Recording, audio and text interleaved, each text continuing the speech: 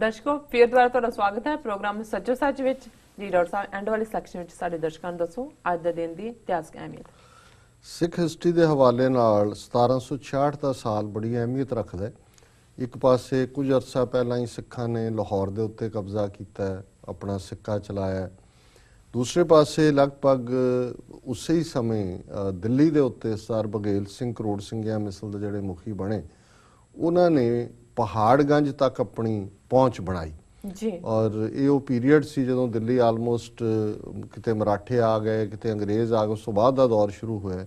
ਔਰ ਅਸੀਂ ਅੱਗੇ ਵੀ ਡਿਸਕਸ ਕੀਤਾ ਸੀ ਵੀ ਇਹ ਸਿੱਖਾਂ ਨੇ ਉਸ ਪੀਰੀਅਡ ਦੀ ਲੀਡਰਸ਼ਿਪ ਨੇ ਕੋਈ ਵਿਜ਼ਡਮ ਨਹੀਂ ਦਿਖਾਈ ਕਿ ਦਿੱਲੀ ਨੂੰ ਪਰਮਾਨੈਂਟਲੀ ਆਪਣੇ ਕੰਟਰੋਲ 'ਚ ਕਰਕੇ ਔਰ ਜਿਹੜਾ ਕੈਪੀਟਲ ਬਣਾ ਲੈਣ ਤੇ ਇਹਦੇ ਨਾਲ ਗੰਗਾ ਜਮਨਾ ਤੱਕ ਦਾ ਇਲਾਕਾ ਉਹਦਾ ਰੈਵਨਿਊ ਤਾਂ ਇਹਨਾਂ ਨੂੰ ਦਿੰਦੇ ਰਹੇ ਆ ਕੇ ਬਘੇਲ ਸਿੰਘ ਨੂੰ, ਲੇਕਿਨ ਇਹਨਾਂ ਦੇ ਸਿੱਖਾਂ ਦਾ ਇਹ ਸੀ ਕਿ ਦਿੱਲੀ ਤੇ ਬਿੱਲੀ ਦਾ ਕੀ ਮਾਰਨਾ, ਜਦੋਂ ਮਰਜ਼ੀ ਮਾਰ ਲਈਏ। ਸੋ ਇਹ ਜਿਹੜੀ ਪੋਲੀਟੀਕਲ ਮੈਂ ਸਮਝਦਾ ਵੱਡੀ ਫਾਲੀ ਕੀਤੀ ਕਿ ਵੀ ਦਿੱਲੀ ਲੁੱਟ ਕੇ ਵੀ ਆ ਗਏ, ਫਿਰ ਦਿੱਲੀ 'ਚ ਗੁਰਦੁਆਰੇ ਬਣਾਏ ਬਘੇਲ ਸਿੰਘ ਔਰ ਜਿਹੜੇ ਸਰ ਜੱਸਾ ਸਿੰਘ ਆਹਲੂਵਾਲੀਆ 1783 'ਚ। ਉਹ ਸਮਝਦੇ ਸੀ ਦਿੱਲੀ ਦਾ ਕੀ ਹੈ, ਇਹ ਤਾਂ ਚੱਲੀਏ ਪੰਜਾਬ ਆਪਣੇ ਅਦਵਾਣੇ ਖਾਈਏ ਜਾ ਕੇ, ਇੱਥੇ ਜਦੋਂ ਮਰਜ਼ੀ ਫਿਰ ਆ ਜਾਵਾਂਗੇ, ਸਾਨੂੰ ਕਿੱਥੋਂ ਰੋਕ ਲੈਣਗੇ ਜੀ।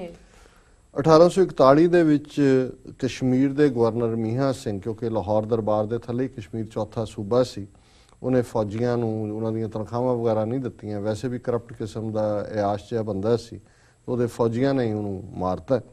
ਤੇ ਫਿਰ ਸ਼ੇਖ ਗੁਲਾਮ ਮਹੀਉਦੀਨ ਜਿਹੜਾ ਹੈ ਉਹ ਲਾਹੌਰ ਦਰਬਾਰ, ਲਾਹੌਰ 'ਚ ਮਹਾਰਾਜਾ ਸ਼ੇਰ ਸਿੰਘ ਦਾ ਰਾਜ ਸੀ, ਉਹਨੂੰ ਗਵਰਨਰ ਲਾਇਆ ਗਿਆ। ਵਰਲਡ ਹਿਸਟਰੀ ਦੇ ਹਵਾਲੇ ਨਾਲ 1492 'ਚ ਕੋਲੰਬਸ ਨੇ ਸਪੇਨ ਦੀ ਰਾਣੀ ਦੇ ਨਾਲ ਇਹ ਕੰਟਰੈਕਟ ਸਾਈਨ ਕੀਤਾ ਕਿ ਇੰਡੀਆ ਲੱਭਣਾ, ਔਰ ਉਹ ਲੱਭਦਾ ਇੰਡੀਆ ਜਿਹੜਾ ਹੈ ਇੱਧਰ ਅਮਰੀਕਾ ਲੱਭ ਲਿਆ ਉਹਨੇ ਆ ਕੇ ਜੀ। 1524 ਦੇ ਵਿੱਚ ਇੱਥੇ ਨਿਊਯਾਰਕ ਕਦੇ ਵੈਰਾਜ਼ਾਨੋ ਬ੍ਰਿਜ ਦੇਖਿਆ ਜੀ।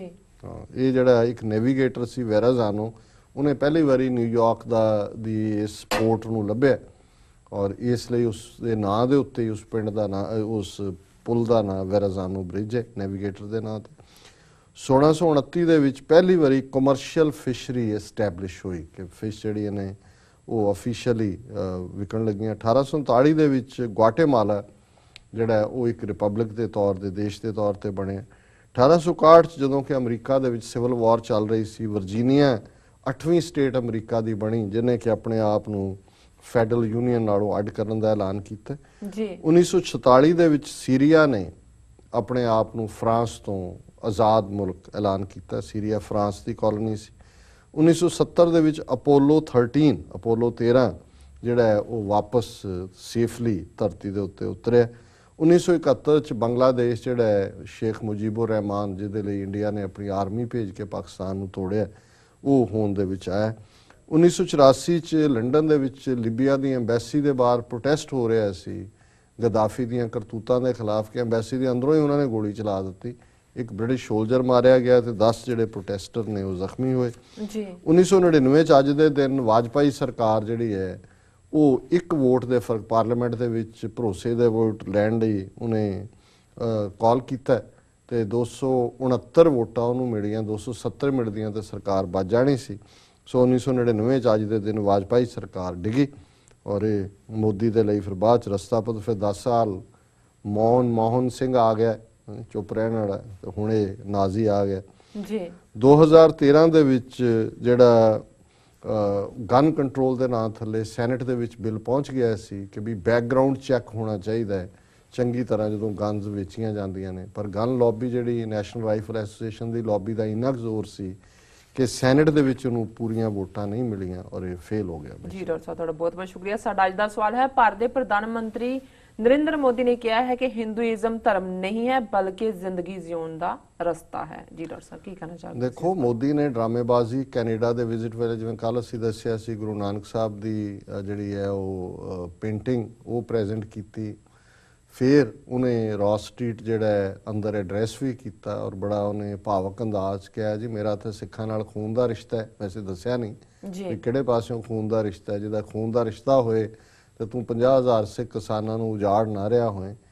ਫਿਰ ਉਹਨੇ ਜਿਹੜਾ ਇਹ ਗੱਲ ਕਹੀ ਕਿ ਜੀ ਇਹ ਭਾਰਤੀ ਸੁਪਰੀਮ ਕੋਰਟ ਨੇ ਪਹਿਲਾਂ ਹੀ ਪਰਿਭਾਸ਼ਿਤ ਕਰ ਦਿੱਤਾ ਹੈ ਕਿ ਹਿੰਦੂ ਕੋਈ ਧਰਮ ਥੋੜ੍ਹੀ ਹੈ, ਇਹ ਤਾਂ ਵੇ ਆਫ ਲਾਈਫ ਹੈ ਔਰ ਇਹ ਜਿਹੜਾ ਹੈ ਇਸ ਤੋਂ ਖੂਬਸੂਰਤ ਡੈਫੀਨੇਸ਼ਨ ਕੋਈ ਦੇ ਨਹੀਂ ਸਕਦਾ ਜਿਹੜੀ ਸਾਡੇ ਸੁਪਰੀਮ ਕੋਰਟ ਨੇ ਦਿੱਤੀ ਹੈ। ਪਰ ਜਿਵੇਂ ਅਸੀਂ ਕੱਲ ਵੀ ਕਿਹਾ ਸੀ ਕਿ ਜਦੋਂ ਇਸ ਕਿਸਮ ਦੀ ਗੱਲ ਇਹ ਵੇ ਆਫ ਲਾਈਫ ਹੈ ਕਿ ਆਗਰੇ ਦੇ ਪ੍ਰਤਾਪਪੁਰਾ ਉਸ ਰਕਾਬਗੰਜ ਏਰੀਆ ਦੇ ਵਿੱਚ ਮਦਰ ਮੇਰੀ ਔਰ ਜੀਸਸ ਦੀਆਂ ਮੂਰਤੀਆਂ ਤੋੜੀਆਂ ਜਾਂਦੀਆਂ ਹੈ, ਉਹਨਾਂ ਦੇ ਗਲੇ 'ਚ ਕੁੱਤੇ ਦੀ ਚੇਨ ਪਾਈ ਜਾਂਦੀ ਹੈ।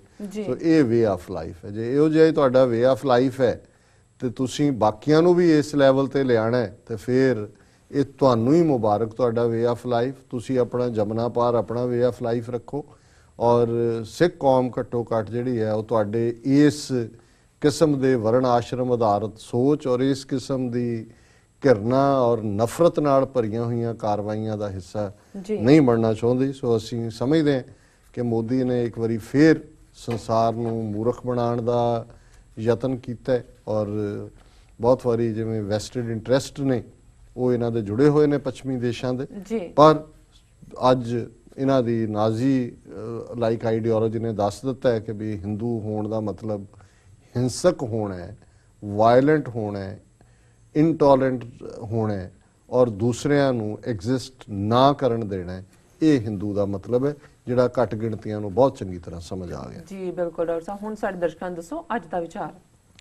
ਅੱਜ ਦੇ ਵਿਚਾਰ ਲਈ ਅਸੀਂ ਪੰਜਵੇਂ ਪਾਤਸ਼ਾਹ ਦੀ ਬਾਣੀ ਫੁਨਹੇ ਮਹੱਲਾ ਪੰਜਵਾਂ ਜਿਸ ਨੂੰ ਵਿਚਾਰ ਦੇ ਵਿੱਚ ਅਸੀਂ ਲਿਆਂਦੇ ਹਾਂ ਹਫ਼ਤੇ 'ਚ ਇੱਕ ਦਿਨ, ਉਸ ਦੇ ਇੱਕ ਸ਼ਲੋਕ ਨੂੰ ਚੁਣਿਆ ਔਰ ਉਹ ਸ਼ਲੋਕ ਹੈ ਸਖੀ ਕਾਜਲ ਹਾਰ ਤੰਬੋਲ ਸਭੈ ਕਿਛ ਸਾਜਿਆ 16 ਕੀਏ ਸਿੰਗਾਰ ਕੇ ਅੰਜਨ ਪਾਜਿਆ ਜੇ ਘਰ ਆਵੇ ਕੰਤ ਤਾਂ ਸਭ ਕਿਛ ਪਾਈਐ ਹਰਿਹਾਂ ਕੰਤੈ ਬਾਜ ਸਿਗਾਰ ਸਭ ਬਿਰਥਾ ਜਾਈਏ।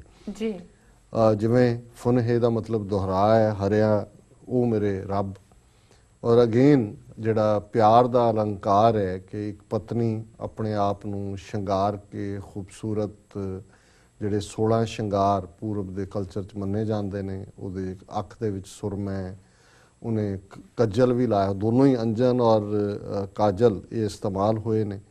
ਪਰ ਜੇ ਉਸ ਹਾਰ ਸ਼ਿੰਗਾਰ ਦੇ ਵਿੱਚ ਜਿਹੜੀ ਸਜੀ ਔਰਤ ਹੈ ਜੇ ਉਸ ਦਾ ਪਤੀ ਉਸ ਨੂੰ ਕਬੂਲ ਨਹੀਂ ਕਰਦਾ ਤੇ ਫਿਰ ਇਹ ਸਾਰਾ ਕੁਝ ਫਜ਼ੂਲ ਹੈ। ਸੋ ਇਸੇ ਨੂੰ ਹੀ ਮੈਟਾਫਰ ਅਲੰਕਾਰ ਵਰਤ ਕੇ ਗੁਰੂ ਸਾਹਿਬ ਨੇ ਫਰਮਾਇਆ ਕਿ ਅਸੀਂ ਦੁਨਿਆਵੀ ਤੌਰ ਤੇ ਜਿੰਨੇ ਮਰਜ਼ੀ ਭੇਖ ਦਿਖਾਵੇ ਔਰ ਅਡੰਬਰ ਰਚੀਏ, ਪਰ ਜੇ ਪ੍ਰਭੂ ਨੇ ਸਾਨੂੰ ਕਬੂਲ ਨਹੀਂ ਕੀਤਾ, ਅਸੀਂ ਰੱਬ ਦੇ ਦਰ ਤੇ ਪ੍ਰਵਾਨ ਨਹੀਂ ਹੈ, ਜਾਂ ਰੱਬ ਸਾਨੂੰ ਪਿਆਰ ਨਹੀਂ ਕਰਦਾ, ਜਾਂ ਅਸੀਂ ਰੱਬ ਨਾਲ ਉਸ ਦੇ ਹਿਰਦੇ ਤੋਂ ਉਸ ਦੇ ਨਾਲ ਨਹੀਂ ਜੁੜੇ ਹੋਏ, ਤੇ ਫਿਰ ਇਹ ਇਵੇਂ ਹੀ ਹੈ ਜਿਵੇਂ 16 ਸ਼ਿੰਗਾਰ ਕਰਕੇ ਬੈਠੀ ਪਤਨੀ ਨੂੰ ਜੇ ਪਤੀ ਜਿਹੜਾ ਉਸ ਦਾ ਉਹਨੂੰ ਅੰਗੀਕਾਰ ਨਹੀਂ ਕਰਦਾ ਤੇ ਉਸ ਦਾ ਉਹ ਸਾਰਾ ਯਤਨ ਫਜ਼ੂਲ ਹੈ। ਸੋ ਇਸ ਨੂੰ ਹੀ ਸਖੀ ਕਾਜਲ ਹਾਰ ਤੰਬੋਲ, ਹਾਰਾਂ ਨੂੰ ਕਹਿੰਦੇ ਨੇ, ਕਾਜਲ ਕਜਲ ਹੈ, ਤੰਬੋਲ ਜਿਹੜਾ ਇਹ ਪਾਨ ਦਾ ਪੱਤਾ ਜਿਹੜਾ ਉਸ ਦੇ ਵਿੱਚ ਸੁਪਾਰੀ ਔਰ ਦੂਸਰਾ ਖੁਸ਼ਬੂ ਦੇ ਲਈ ਜਿਹੜਾ ਉਸ ਨੂੰ ਖਾਧਾ ਜਾਂਦਾ ਸੀ, ਇਹਨੂੰ ਤੰਬੋਲ ਕਹਿੰਦੇ ਸੀ ਕਿ ਸਖੀ ਕਾਜਲ ਹਾਰ ਤੰਬੋਲ ਸਭੈ ਕਿਛ ਸਾਜਿਆ, ਸਾਰਾ ਕੁਛ ਹੈ 16 ਕੀਏ ਸਿੰਗਾਰ ਕੇ ਅੰਜਨ ਪਾਜਿਆ, ਕਿ 16 ਸ਼ਿੰਗਾਰ ਕੀਤੇ ਨੇ, ਸੋਹਣਾ ਸੁਰਮਾ ਵੀ ਅੱਖਾਂ ਦੇ ਵਿੱਚ ਪਾਇਆ, ਜੇ ਘਰ ਆਵੇ ਕੰਤ ਤਾਂ ਸਭ ਕੁਛ ਪਾਈਏ, ਪਰ ਜੇ ਨਿਰੰਕਾਰ ਘਰ ਆਏ ਤਾਂ ਹੀ ਇਹ ਸਾਰੇ ਸ਼ਿੰਗਾਰ ਔਰ ਦੂਜੇ ਸਫਲ ਨੇ। ਹਰਿਹਾਂ ਕੰਤੈ ਬਾਜ, ਹੇ ਮੇਰੇ ਵਾਹਿਗੁਰੂ ਜੇ ਕੰਤ ਨਹੀਂ ਹੈ, ਜੇ ਪ੍ਰਭੂ ਪਿਆਰਾ ਨਹੀਂ ਮਿਲਿਆ, ਬਾਜ ਸ਼ਿੰਗਾਰ ਸਭ ਬਿਰਥਾ ਜਾਈਏ, ਫਿਰ ਇਹ ਸਾਰੇ ਹਾਰ ਸ਼ਿੰਗਾਰ ਜਿਹੜੇ ਨੇ ਇਹ ਫਜ਼ੂਲ ਨੇ, ਇਹਨਾਂ ਦਾ ਕੋਈ ਮਤਲਬ ਨਹੀਂ ਹੈ। ਜੀ ਡਾਕਟਰ ਸਾਹਿਬ ਤੁਹਾਡਾ ਬਹੁਤ ਬਹੁਤ ਸ਼ੁਕਰੀਆ, ਤੁਸੀਂ ਅੱਜ ਦਾ ਵਿਚਾਰ ਸਾਡੇ ਦਰਸ਼ਕਾਂ ਨਾਲ ਸਾਂਝਾ ਕੀਤਾ, ਇਸ ਨਾਲ ਆਪਣੇ ਵਿਊਅਰਸ ਕੋਲ ਲੈਣੇ ਇਜਾਜ਼ਤ। ਵਿਊਅਰਸ ਤੁਹਾਡਾ ਬਹੁਤ ਬਹੁਤ ਸ਼ੁਕਰੀਆ, ਤੁਸੀਂ ਆਪਣੇ ਕੀਮਤੀ ਸਮੇਂ ਵਿੱਚ ਸਮਾਂ ਕੱਢ ਕੇ ਸਾਨੂੰ ਆਪਣੇ ਰਾਏ ਤੇ ਸੁਝਾਅ ਭੇਜਣੇ ਤੇ ਇਸ ਤਰ੍ਹਾਂ ਭੇਜਦੇ ਰਹਿਣਾ ਸਾਡੇ ਇਸ ਪਤੇ ਤੇ sos@tv84.tv ਤੇ ਅਸੀਂ ਆਪਣਾ ਪ੍ਰੋਗਰਾਮ ਲੈ ਕੇ ਫਿਰ ਦੁਬਾਰਾ ਹਾਜ਼ਰ ਹੋਵਾਂਗੇ। ਤਦ ਤੱਕ ਲਈ ਮੈਨੂੰ ਤੇ ਆਪਣੇ ਡਾਕਟਰ ਨੂੰ ਆਗਿਆ ਦਿਓ ਤੇ ਬੁਲਾ ਦਿਓ ਫਤਿਹ। ਵਾਹਿਗੁਰੂ ਜੀ ਕਾ ਖਾਲਸਾ, ਵਾਹਿਗੁਰੂ ਜੀ ਕੀ ਫਤਿਹ।